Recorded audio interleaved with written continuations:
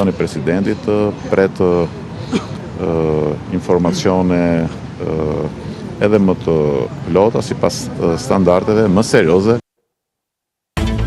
Nga sot, sytë e gjithë botës do t'jenë nga Rusia. Ekipi organizatori i këtij botërori nis kampionatin mbar, fiton 5-0 ndaj Arabisë Saudite. Starton sot emisioni sportiv në Ora News, pas pak në studio Gerti Qarçani. Federica Mogherini i kërkon Brukselit revizhimin e buxhetit aktual për çështjen e emigracionit, propozoi një fond prej 8.9 miliardë euro. Presidenti Meta hedh dritë mbi takimin e një dite më parë me kryeministrin Rama për marrëveshjen e detit, nevojitin informacione më të plota sipas standardeve dhe më serioze. Kryetari i Bashkisë së Tiranës 3 orë diskutime me artistët për ndërtimin e teatrit të ri, kërkohen diskutime për realizimin e marrëveshjes, si do të jetë për të gjithë vendin. Emisioni investigativ BUM sjell sërish në vëmendje sigurinë ushqimore. Gazetarët e BUM marrin lloje të ndryshme qumshti, rezulton se fëmijët në kokshte dhe në QSUT konsumohet qumsht me aflatoksin.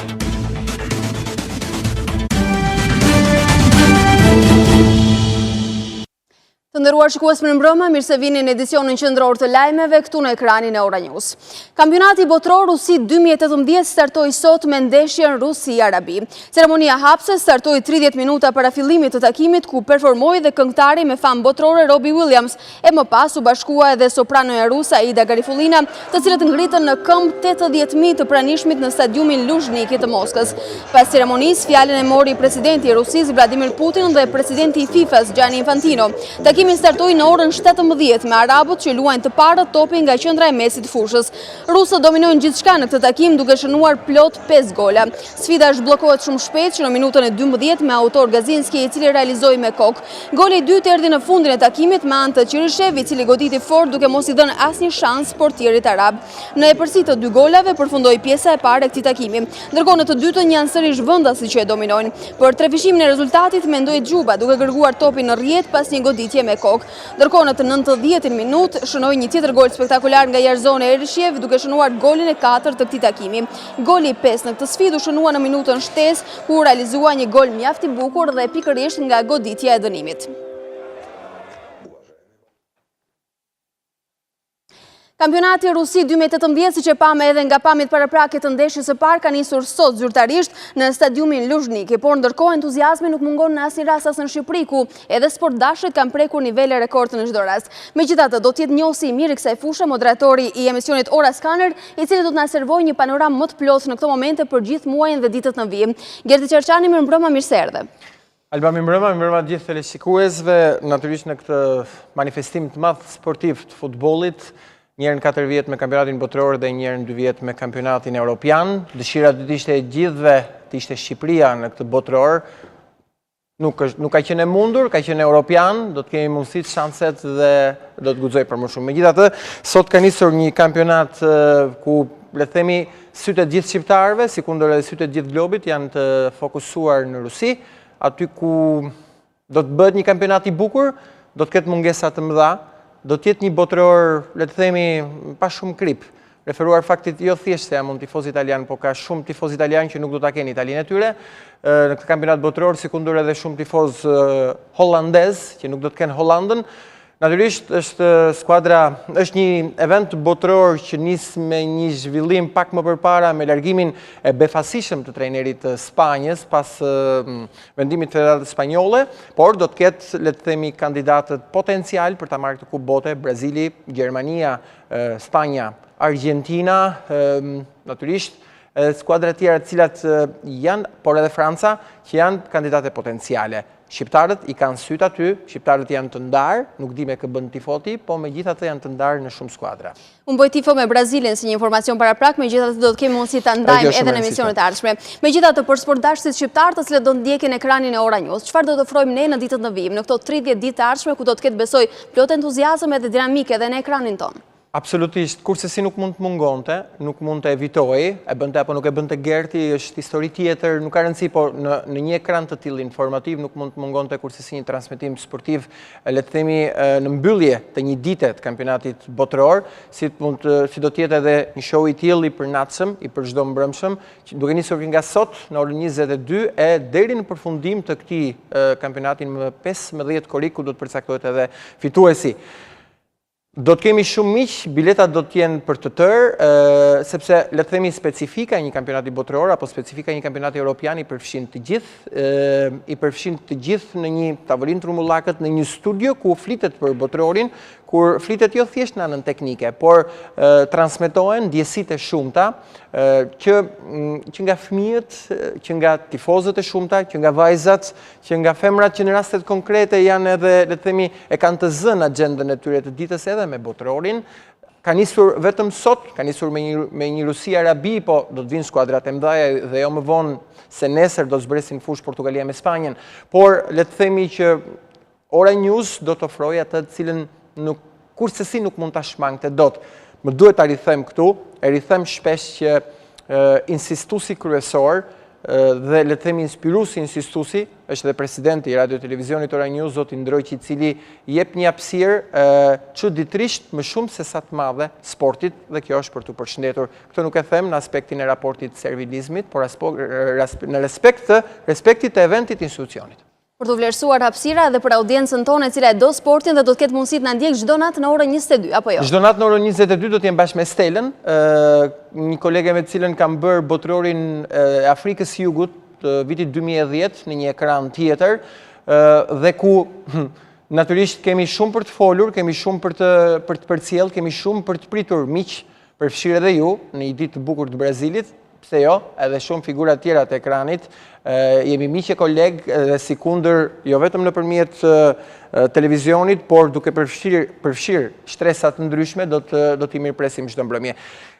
Le të themi, nuk do të mungoj ajo pjesë e analizës teknike, por analiza teknike njerëzit më shumë alba e shohin vetë ndeshjen, dhe nuk pretendoj që do t'i japim në një, le të themi, do t'i japim në një risi të madhe, përveç se duke diskutuar akoma më shumë, duke shkëmbyer një detaj, duke sjellë atmosferë nga qytetet ndryshme të Shqipërisë, dhe duke kaluar në për disa momente shumë të këndshme gjatë transmetimit të këtij emisioni, që nuk është se po përtoj apo nuk dua të t'i them këtu, po më mirë le të ecin, le të rëshkasin gjatë. Kemi shumë për të zbuluar gjatë këtij muaji, megjithatë një dyshe e bukur që do të rikthehet sërish këndshëm në ekran edhe në këtë kampionat. Gerti dhe Stela. Po, me Stelën e ritheksoj, jam shumë komod, jam i lumtur që e kam si partnere në krah sërish mbas disa vitesh, edhe pasi produksionit mëngjesit unë Ora News, dhe për këtë është një diçka e bukur, është shumë e rëndësishme gjithmonë që pjesa skuadrës tjetë, por, shiko, të mos mbetet vetëm tek Gerti dhe Stela, natyrisht do të falenderoj një staf madh, është një skuadër e madhe që sot gjatë gjithë ditës dje apo partije kanë vrapuar lart e poshtë për të bërë të mundur, le të themi, një studio shumë të bukur për të bërë të mundur dhe për t'i vënë në dispozicion grupit produksionit për të nxjerrë një transmetim siç duhet dhe siç e meritojnë teleshikuesit e Ora News dhe jo vetëm ata. Dhe vazhdojnë duke të jenë duke vrapuar edhe momente që ne po flasim dhe diskutojmë në këtë studio televizive. Absolutisht po. Për të vetmin motiv, sepse e ritheksoj që nga dita e sotme e deri në 15 korrik, natyrisht që ky është një televizion informativ dhe do të shikoj dhe do të përcjell në qeliz çdo informacion dhe çdo ngjarje që ndodh, por kryefjala dhe violinë e parë mbetet kampionati botëror.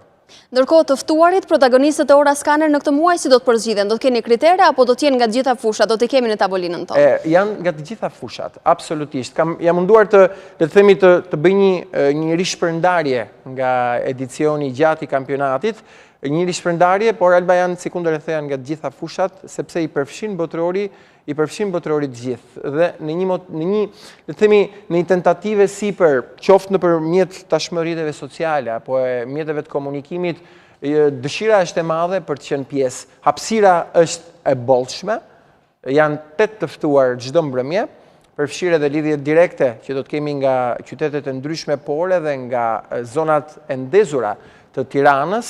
Sikundër do të provojmë edhe pak fatin duke bërë parashikimin, sepse le të themi edhe pjesa e parashikimit tashmë është pjesë e qëndësishme e çdo tifozi. Pra do të ketë një hapësirë edhe për të parashikuar rezultatet e ndeshjeve në Ora Scanner.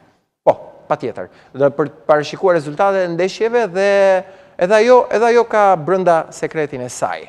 ka sekretin e saj, sepse prodhon në i batut, prodhon replikën, prodhon atë ndjesin dhe adrenalinën që shikore mund të fitoj diçka. Dhe realisht nëse fiton diçka çdo i ftuar, naturisht ai do të shkojë në ditën e nesërme, pasi të shpallet fitues në varësi të ndeshjeve, do shkojë dhe do të marrë shpërblimin përkatës pranë kompanisë partnere që është me emisionin tonë. Atëherë duhet ta themi ka dhe një lojë shpërblyese. Absolutisht, është e për çdo mbrëmshme.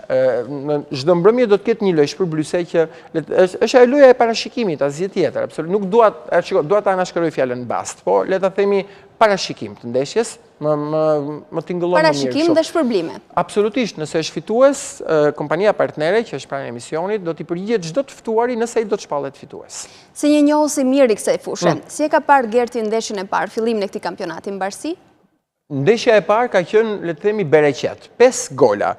5 gola, një rezultat i tillë nuk ndodh me kaq shumë gola, alba nuk ndodhte nga viti 1934, ku Italia mundi Shtetet e Bashkuara të Amerikës 7-1, sepse zakonisht ndeshjet e tilla të aperturës së kampionatit botëror kanë qenë ndeshje o në surprizë, o ndonjë barazim, o me ndonjë tek gol. 5 gola nuk ka, le të themi, nuk ka dekor më të bukur të skuadrës dhe formacionit rus përbara publikut të tij me 5 gola duke gjunjëzuar plotësisht Arabinë Saudite, një rezultat i pritshëm dhe një rezultat i cili ka nisur mbarë edhe për gjithë ata të cilët parashikojnë.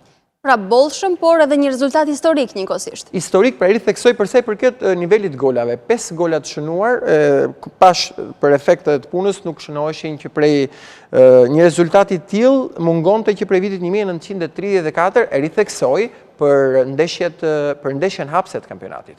Ndërkohë pavarësisht mangësive që përmendte në fillim të kësaj bisede, si e parashikon dinamikën e gjithë kampionatit në ditët që na presin? Do bëhet kampionat i bukur. Shiko, unë nuk është turp se cili e ka ndjesin, unë jam tifoz me Italinë. E ritheksoj, unë jam i bindur që edhe tifozët gjermanë, edhe ata brazilianë, edhe ata francezë, edhe ata spanjollë, Argentinas që janë kandidat, janë të bindur që do ta ndjejnë mungesën e Italisë. Por, sepse Italia është Italia, ashtu siç ka ato, le të themi, peripecitë e saj. Gjithsesi, do të bëhet prapë kampionati i bukur, nuk është fundi i botës, nuk është katror, mungon Italia, mungon dhe Hollanda. Këto zakonisht të tilla ngjarje shndrohen edhe në mësime për të bërë kujdes në për kompeticionet e tjera. E ritheksoj, do desha shumë Shqipërinë. Është e vështirë por në pak mungesë botërori, të Shqipërisë dhe Italisë, me kë do të bëj tifo moderatori Ora Skaner? Kjo është pyetja më e vështirë, ju ruajta, desha të fusja mik lart e poshtë ta shmangje këtë pyetje, megjithatë, unë do të bëj tifo në mungesë të Shqipërisë dhe të Italisë, do të bëj tifo për ekranin e Ora News çdo mbrëmje në orën 22. Pra kjo është thirrja e fundit që i bën audiencës në këtë moment, kur na ndajnë të paktën 2 orë. 2 orë dhe plus minus më shumë, por gjithsesi, unë i garantoj që transmetimi do t'jetë i gjithi për ta, studio do t'jetë e gjitha për ta, por krahas kësajt, alba, kampionati do t'jetë i bukur. Gjithmonë një botëror është shumë i bukur. Do ta kompensoj, kemi Brazil të fort, kemi një Argentinë të fort, Messi që po tenton, po lodhet, po sforcohet, një super skuadër si Argentina, do të shohim nëse do t'ja dalë këtë vit, kemi Francën shumë të bukur, Spanjën shumë të bukur, do të bëhet kampionati i bukur. E kush mund t'jetë risia e këtij kampionati? Risia e këtij kampionatit. Si surprizë, si skuadër surprizë, ndoshta Franca. Si skuadër surprizë e cila prej shumë vitesh ka tentuar deri diku, por këtë herë është bërë realisht e frikshme. Ritheksoj Franca, nuk dua ta anashkaloj Portugalinës, sepse është edhe kampione e Europës në fuqi, Portugalinë e Cristiano Ronaldos, por them Franca për të vetmin fakt sepse vjen një moment edhe të vjen ande nga nuk e mendon dot. Por favorit kryesor mbetet Brazili juaj. Gerti, një kampionat të këndshëm, urojmë bardhë me dinamik dhe një emision sa më të bukur në çdo net që ne do ta ndjekim, do ta shohim sigurisht edhe gjithë audienca Ora News, të cilët që sonte janë informuar dhe besoj do të jenë besnik të Ora Skaner. Unë i ftoj të gjithë, jam i bindur, natyrisht për të qenë me këmbë tokë, Alba, dhe për të qenë edhe të drejtë për drejtë, transmetim bëjnë gjithë kolegët në të gjitha emitentët e tjerë, do mundohemi të jemi sa më të hapur dhe të shkojmë sa më të thjesht në gjitha familjet shqiptare nëpërmjet ekranit dhe nëpërmjet asaj çka kemi menduar të përcjellim për ta. Jerti, faleminderit edhe një herë që ishe me ne sonte, mbarësi dhe suksese. Ndërkohë të nderuar shikuese, duhet të rikthehemi të tjera informacioneve. Për problematikat e emigracionit ka qenë kryediplomatja europiane Federica Mogherini, e cila i kërkoi Brukselit trefishimin e buxhetit aktual, ndërsa propozon që Dikasteri i Punëve të Jashtme të ketë një fond prej 8.9 miliardë eurosh. Mogherini tha se do të synohet bashkëpunimi me vendet e origjinës së emigrantëve, por edhe me vendet tranzit. Përfaqësuesja e lartë e BE-s për politikat e jashtme Federica Mogherini ka kërkuar trefishimin e buxhetit evropian mbi çështjet e emigracionit, ndërsa për 7 vitet e ardhshme propozon një bashkëpunim më të afërt me vendet e origjinës dhe vendet tranzitore. Në një konferencë për mediat, Mogherini sqaroi se BE-ja ka punuar vazhdimisht me mungesë resursesh, edhe se duhet rregullohet kjo problematik. Kryediplomatja kërkon që Brukseli të akordojë një fond prej 8.9 miliardë eurosh nga 3 miliardë që është attualisht. Lo abbiamo fatto combattendo contro una mancanza di strumenti e una mancanza di risorse. Na është dashur të luftojmë me mungesë instrumentash dhe resursesh dhe për këtë arsye ne sot po propozojmë që në 7 vitet e ardhshme të trefishojmë resurset, si ato të brendshmet ashtu edhe të jashtmet. Besoj se në 2 vitet e fundit, kur flitet për bashkëpunim me vende të treta, ne kemi marrë rezultate të mira. Jo akoma në nivelin e duhur, por ky proces do të konsolidohet. Do të fokusohemi në 3 pika të cilat janë: së pari, solidariteti i brendshëm; së dyti, kooperimi me vendet e origjinës së emigrantëve dhe vendet tranzit; dhe së treti, vendosjen e resurseve financiare për të menaxhuar programet afatgjata mbi identifikimin dhe rregullimin e arsyeve që sjellin flukse migratore. Kërkesa për trefishimin e buxhetit mbi emigracionin vjen në një kohë kur Austria, në bashkëpunim me disa vende të tjera anëtare të BE-s, kanë ideuar ndërtimin e një kampi jashtë bllokut për të pritur flukset migratore. Mediat austriake kanë shkruar se ky kamp mund të ndërtohet në Shqipëri, por kryeministri Edi Rama nga ana tjetër është shprehur se gjithçka është një fantazi, pasi nuk ka asnjë kërkesë nga BE-ja për diçka të tillë. Vetëm një ditë pas takimit me kryeministrin e vendit, presidenti Meta kërkoi nga grupi negociator informacione më të plota dhe më serioze për marrëveshjen e detit me shtetin grek. Kreu i shtetit garantoi se veprimet e presidentit do të jenë në përputhje të plotë me kushtetutën. Ndërkohë, një ditë më parë, për gati 30 minuta, presidenti i Republikës zhvilloi një bisedë edhe për këtë çështje me kryeministrin Rama.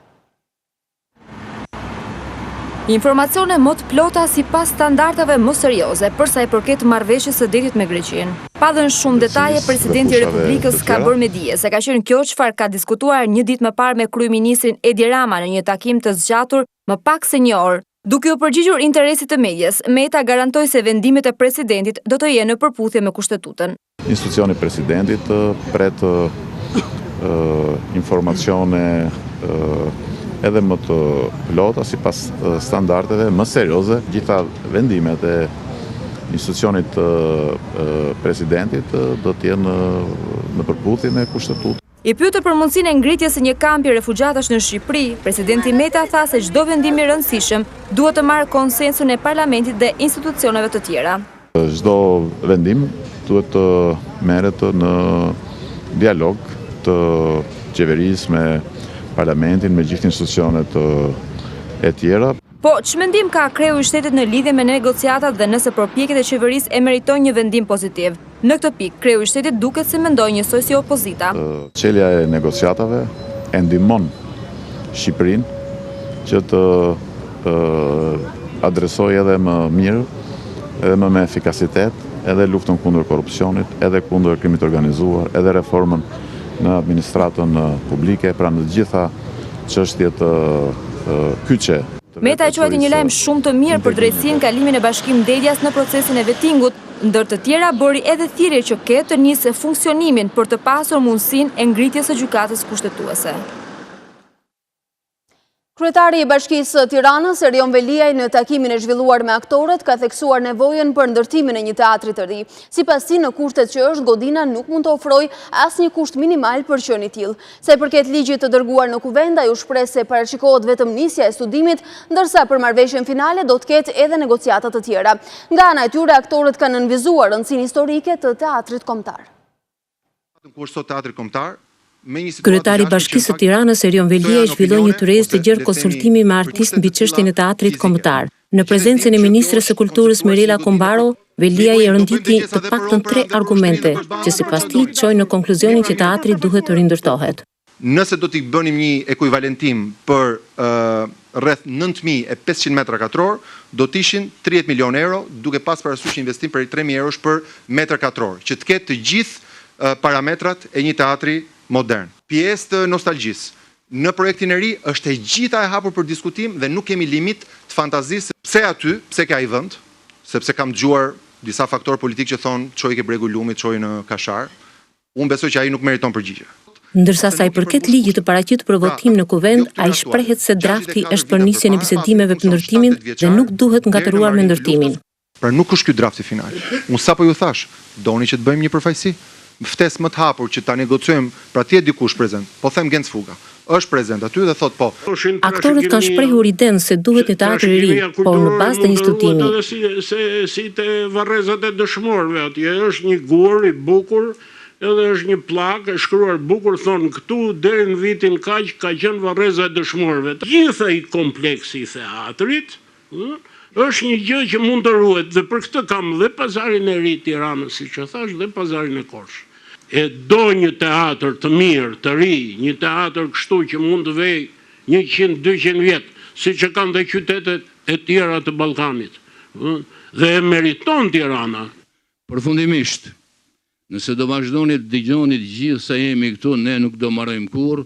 Mendojeni me hollë këtë punë, merrni grupet interesit, merrni arkitekt, merrni njerëz që përfaqësojnë apo janë artëdashës, diskutojeni se me 200 vet s'do arrini kurrë të dilni në krye. Nga ana e tij, Robert Bodina ritheksoi se teatri kombëtar ka historinë brenda tij. Aty kanë lindur gjithë institucionet e kulturës shqiptare. Nëse ju gjeni një vend tjetër më të shenjtë se ai, na i thoni, ta dim. Arben Derhemi shton se nuk tërhiqen nga asnjë metër katror. E vetmja gjë që neve nuk çedojmë në asnjë moment është çdo centimetër i teatrit kombëtar. Ai është vend i shenjtë. E ka thënë Robert Drenika, është Jeruzalem. Luftar Paja i qëndron ides për një teatr të ri. Duke i respektuar të gjitha mendimet e kolegëve, po e them që në fillim jam për teatr të ri. Takimi nuk shpëtoi as debateve. Sazan, unë s'bi dakord me asnjë gjë, por është e drejta ti tjetë. Kemi mendimet tona, kemi çu shkencë zyrtare ministrisë, na dëgjoni. Por nuk do ngatrojmë kekun me byrekun. Kjo është për teatrin dhe për aktorët. Ndërkaq Alfred Rbicka solli në vëmendje dhe vlerat që mbat historia. Gjithë secili nga ne ka qenë në Rom, apo dhe më gjerë se Roma, dhe të gjitha vendet ku ka folur Mussolini janë akoma sot e kësaj dite. Gjatë diskutimeve u theksua se për vendimin duhet një konsultim i plot mes palëve dhe transparencë, ndërsa skepticizmi sipas diskutantëve niset dhe prej veprimeve dhe ndërtesat më të shkuara. Kur do besoj unë, kur do besoj tjetri? Kur të ketë sinqeritet. Por para nisjes së takimit me aktorët, mbështetësit e Partisë Demokratike kanë qelluar me vezë kryebashkiakun Veliaj. Ndërsa ka qenë Partia Demokratike ajo e cila ka shpërndar videon, nga ana e tij Veliaj është shprehur se asnjë nga goditjet nuk e ka kapur.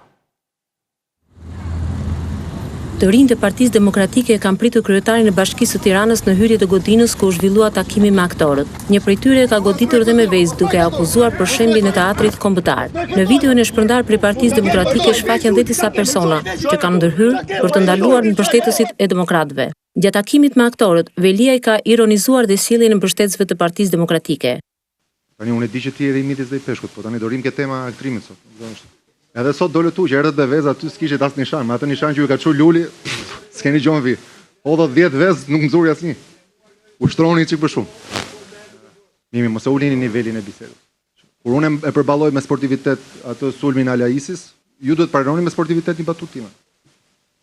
Pavarësisht incidentit, kryebashkiaku ka vijuar diskutimin me artistët për zgjidhjen që do t'i jepet godinës së teatrit kombëtar.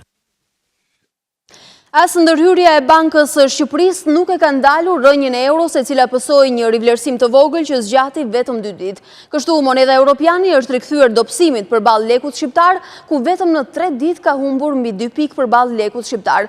Nga ana tjetër dhe tendenca rëndëse pritet të vijojë edhe në ditët në vijim. Ekspertët e sqarojnë këtë situatë me një ndërhyrje të pamjaftueshme nga ana e Bankës së Shqipërisë për të blerë monedhën euro. Ardian Civici sqaron se euro do të vijojë të dobësohet dhe kjo për shkak të fluksit të madh. Ndërkohë ekspertë të tjerë thonë se ndërhyrja është e rëndësishme, pasi mund të kishte dhe të shoqërojë edhe me efekte negative përgjithsisht në rritjen ekonomike.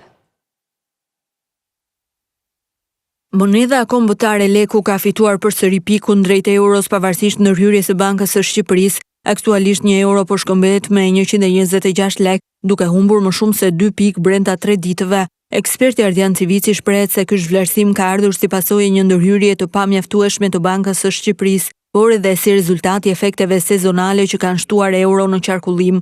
Mendoj që ndërhyrja dhe veprimet e Bankës së Shqipërisë duhet të jenë më të dukshme, më të qarta, në mënyrë që të kuptohet se deri në çfarë niveli kjo lloj ndërhyrje ndikon në të paktën pengimin e frenimit të rënies së euros ose stabilizimin e kursit të këmbimit, pavarësisht nga niveli se ku do stabilizohet. Për Selami Xhepën në këto kushte e rëndësishme është që Banka e Shqipërisë të vijojë ndërhyrjen, pasi 1 euro e dobët mund të sjellë edhe një ulje të rritjes ekonomike. Banka duhet vazhdojë që të mbetet prezente në mënyrë që të mos kemi një vazhdim apo thellim të fuqizimit të monedhës, e cila pastaj do të kishte pasoja negative për shumë sektorë të ekonomisë, duke cënuar ndoshta edhe arritjen edhe vetë objektivat që ka banka, por edhe objektivat e rritjes ekonomike. Ekspertët shprehen se euro do të vijojë të mbetet në nivelin 126-127 lek, ndërsa një forcim i ndjeshëm pritet vetëm në vjesht, pavarësisht ndërhyrjes së Bankës së Shqipërisë. Ndërhyrja e Bankës së Shqipërisë do të japë efektet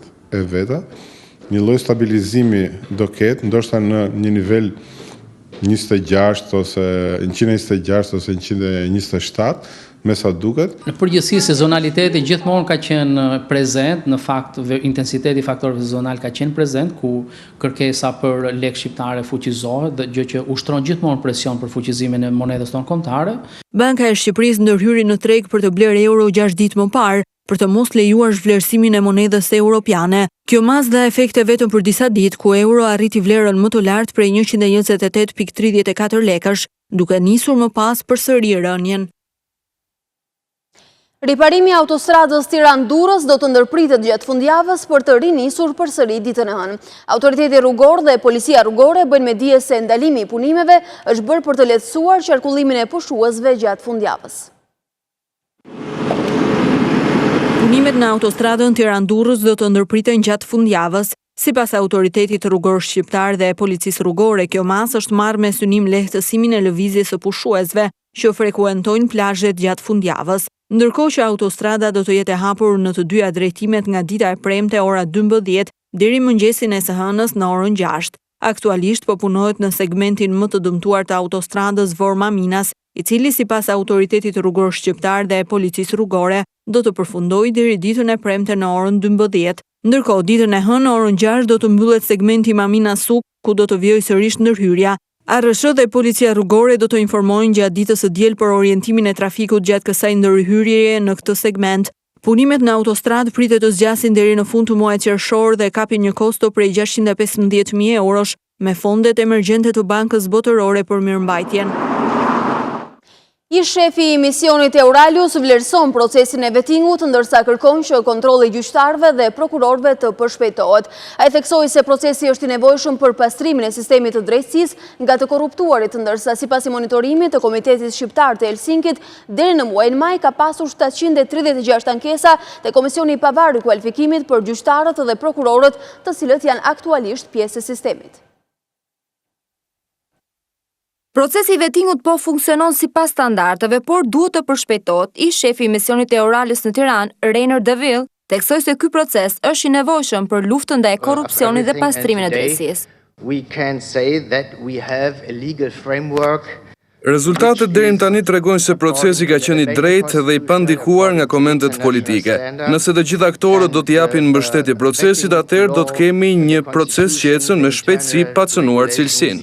Ish kreu i Euralius kërkoi funksionimin e Këshillit të Emërimit në Drejtësi, pasi kështu do të bëjë të mundur edhe zgjedhjen e anëtarëve të kushtetuesës, institucion që ka mbetur me 3 anëtarë dhe praktikisht jashtë funksionit. Komiteti Shqiptar i Helsinkit dhe Fondacioni Shoqëria e Hapur për Shqipërinë kërkuan rezultate më të shpejta nga vlerësimi gjyqtarëve dhe prokurorëve, pasi sipas tyre kjo lidhet edhe me procesin e integrimit.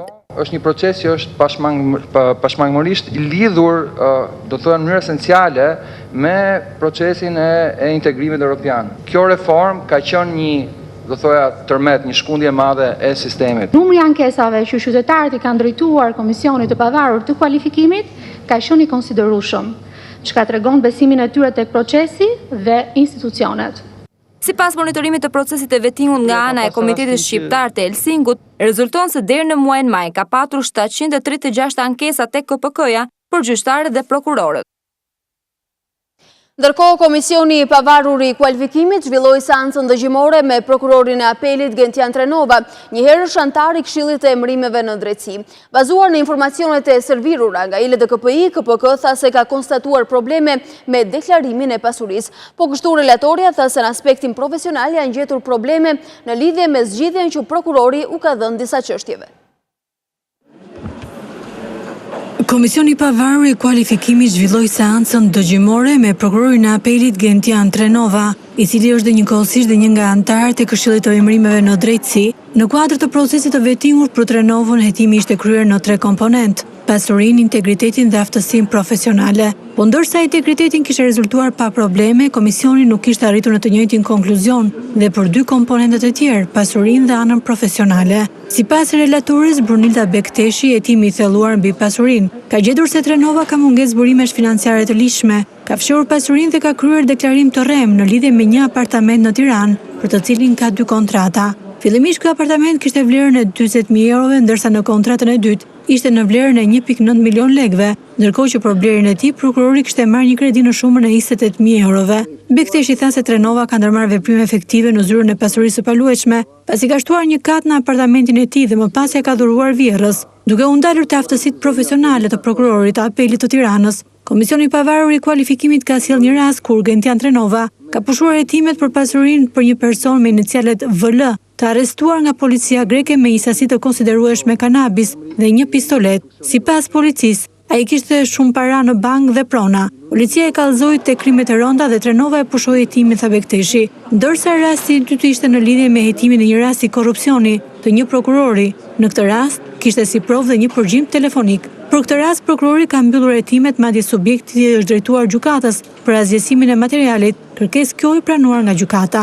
Pyetje në lidhje me aftësinë profesionale dhe pasurinë e prokurorit u bën edhe nga vëzhguesi ndërkombëtar Teo Gjacopsi, i cili më tej komentoi se këto gjëra janë të patolerueshme në çdo vend. Vetë prokurori dha sqarime në lidhje me gjetjet e KPK-s, ndërkohë që kërkoi të merren parasysh dhe të reflektohen dhe pretendimet e tij. Komisioni caktoi datën 20 qershor për të shpallur vendimin.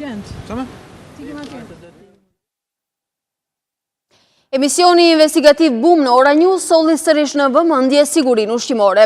Pasi gazetarët e BUM morën nga supermarketet e kryeqytetit lloje të ndryshme të qumshtit, i vendosën ato në shishet e qelçit të etiketuara me kodet e posaçme për t'i dorëzuar më pas në laboratorin e ISUV. Emisioni investigativ BUM solli sërish në vëmendje sigurinë ushqimore. Pasi gazetarët e BUM-it të morën nga supermarketet e kryeqytetit të lloje të ndryshme të qumshtit, i vendosën në shishet e qelçit të etiketuara me kodet e posaçme për t'i dorëzuar më pas në laboratorin e ISUV-it. 2 prej shisheve të qumshtit rezultuan me aflatoksin, mbi normën e lejuar. Për mostrat e qumshtit të firmës Mireli që i etiketuan me Q4 dhe i dorëzuan pranë laboratorit të ISUV-it me datën 30/5/2018, për t'u analizuar për aflatoksinën, sot ne kemi një përgjigje ku rezulton që aflatoksina është 0.079, pra mbi normën e lejuar. Mostrat e qumshtit Zepa Natural Latte të etiketuara me QB i dorëzuan pranë laboratorit të ISUV-it me datën 7/6/2018 për t'u analizuar për aflatoksin. Sot ne kemi përgjigjet dhe rezulton që aflatoksina në këtë qumësht është në vlerën 0.108. Pra, mbi normën e lejuar, atë 0.050 të përcaktuar në legjislacionin shqiptar. Situata bë dhe më alarmante pasi gazetarët konstatuan që një nga kopshtet shtetërore në Tiranë përdoret qumshti i firmës Zepa Natural. Në kopshtet e Tiranës përdoret qumshti i firmës Zepa Natural Latte, pavarësisht se me tjetër përqindje yndyre. Sipas burimeve të emisionit BUM, edhe pacientët në QSOT konsumojnë qumësht Zepa Natural. Pak javë më parë, aflatoksina e konstatuar në produktin e qumshtit ishte kryefjala në emisionin BUM dhe lidhur me këtë çështje, reagoi dhe ministri i Bujqësisë Niko Peleshi, i cili nuk e konsideroi gjendjen alarmante dhe përgjegjës bëri ushqimin që kishte konsumuar kafsha.